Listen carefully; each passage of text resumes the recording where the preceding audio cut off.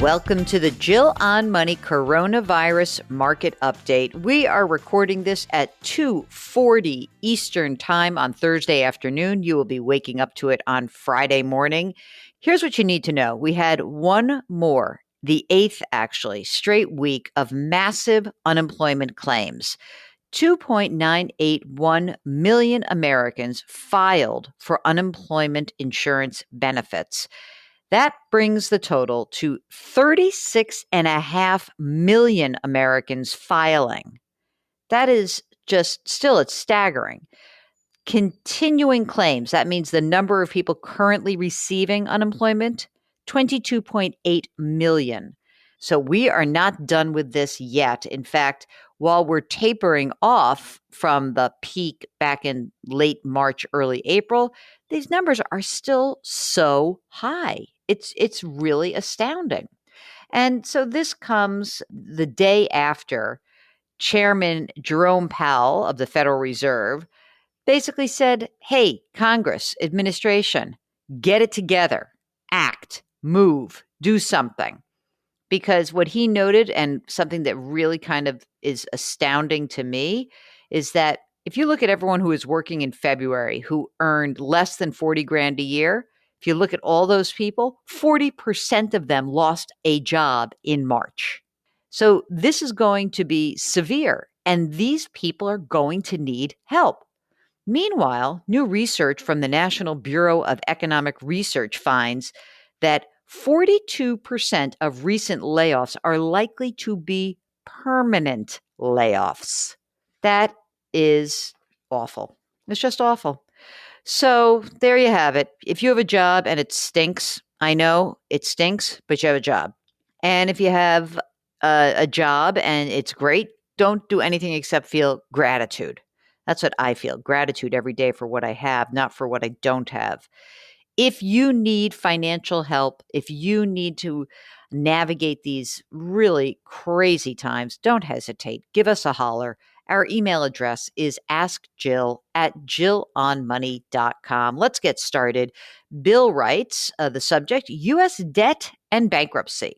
Bill says the federal debt seems unmanageable and will probably not be paid in mine or my grandchildren's lifetimes. Should our federal government file for bankruptcy? Should I redeem my U.S. savings bonds ASAP? Thank you. I like your style and listen to you on WBEN in Buffalo, New York. Okay. I'm smiling as I read that because we can't file bankruptcy. You know, we don't do that here. But what we could do is essentially default on our debt, which would be terrible. And we're not going to do that. So what are the options for the United States? How do we get out of the debt hole? First of all, we're always going to carry some debt. We're not going to be debt free. This is not like a household that can just say, oh, I'm done with my credit card debt. It wouldn't be smart, actually. But what could happen, and what I think is likely to happen, is that taxes are going to go up in the future. And so hopefully the debt will narrow as the economy improves after this recession concludes.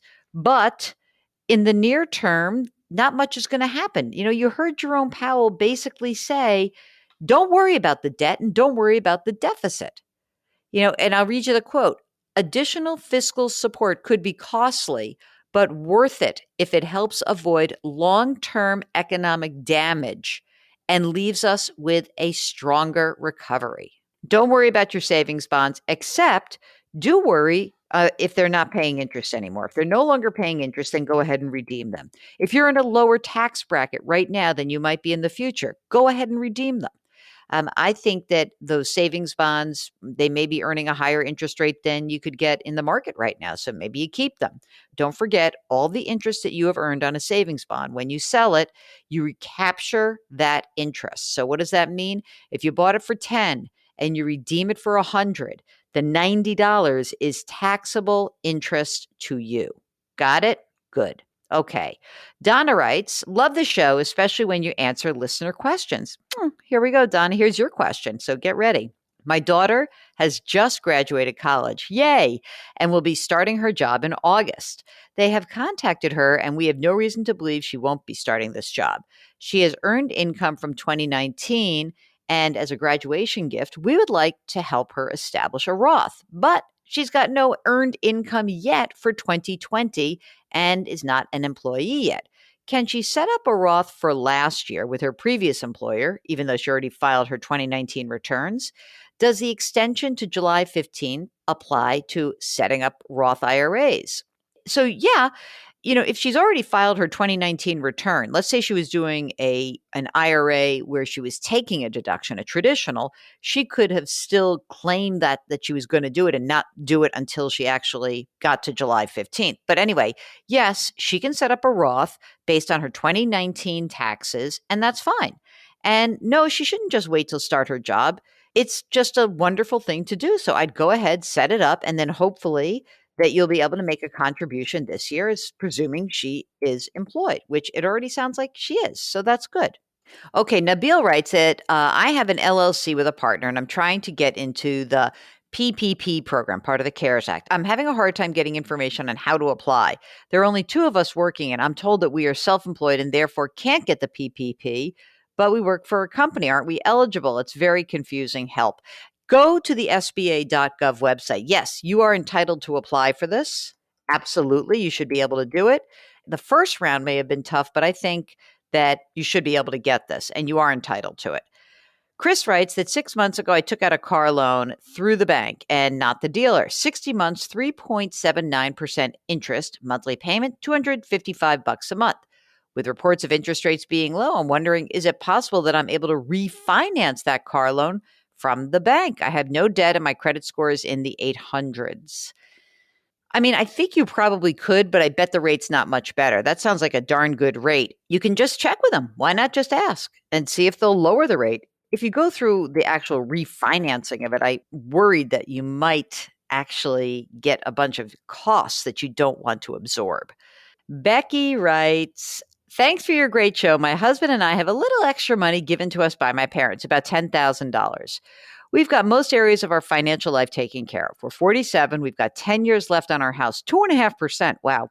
3 kids, college accounts funded, 40 grand emergency funds, 250 grand in retirement accounts. Our jobs are stable, but of course, that's still a concern. Ready for what they're going to do with their 10 grand? Wait for it. Bitcoin. I don't know if you ever recommend individual stocks, but looking for some advice or advice on buying stocks, we usually just let things be managed. We don't call our advisor, consider a big sum of money. But, we want to get your unbiased opinion. By the way, they've got managed accounts with Merrill Lynch.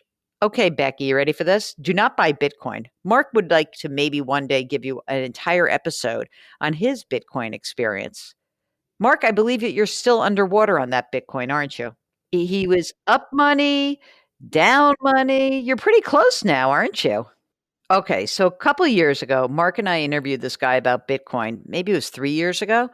And we got really into the idea of it. We thought it was cool. He bought some Bitcoin. He made a bunch of money. Then it plummeted. Then he wrote it back up. And one day, like randomly, I'm like, sell your Bitcoin today. It's like at 13,000 or something. And he's like, no, I'm going to wait till it gets to blank, whatever dumb number he thought. And now, he wrote it all the way down.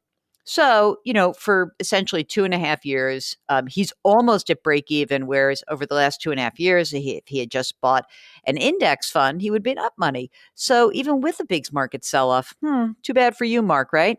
So I guess we're not going to recommend Bitcoin for you. I don't even think you should buy individual stocks. Here's what I think. I think my number one recommendation to you is let's look at those Merrill Lynch accounts and see what you're paying for management. Let's see how we can not only take $10,000 and do something smart with it, but maybe we could save you some money on your brokerage accounts. I'm not buying that everything's fine and dandy in there. I just would like to see it. So I invite you to send me a follow-up email telling me how you pay your advisor and what that advisor does for you. Those are the two things I want. As far as the 10 grand, hang on to it. If you really want to make a big investment, it is a big deal, and you want to take a real flyer, then go ahead and buy an index fund. Go to Vanguard or Charles Schwab or Fidelity or T. Rowe Price. Then you can compare what it's like to have a simple investment in an index fund with your advisor's account. And maybe you'll find that, in fact, you could do better without your advisor. Or maybe your advisor's great. I don't know. Okay, that's it for the show. Hey, big weekend ahead. I interviewed the editor-in-chief of LinkedIn, Dan Roth, and we're going to play that interview tomorrow and on Sunday. It's great. It is such an interesting way to think about the post, like sort of like what lockdown job search looks like, what work looks like in this time, and what Dan sees as future lessons of this pandemic and how we work. So that's going to be this weekend. Stay tuned. If you've got a financial question or you have an employment question or a Bitcoin question, feel free to send us an email. Ask Jill at jillonmoney.com. Ask Jill at jillonmoney.com. And don't forget, you can subscribe to us. You can do that anywhere you get this podcast. You could also pass along the podcast to whoever you think could benefit from it. That would be wonderful. Rate us, review us on Apple or wherever else you can do that. And remember, our music is composed by Joel Goodman and Mark Talercio. He's the guy I talked to. You guys don't think he really exists, but he does. He's the executive producer. We're distributed by Cadence 13. We want to thank you so much for listening. Wash your hands, wear your masks, maintain your social distancing, lift somebody else up, do something nice for someone besides yourself. We'll talk to you tomorrow.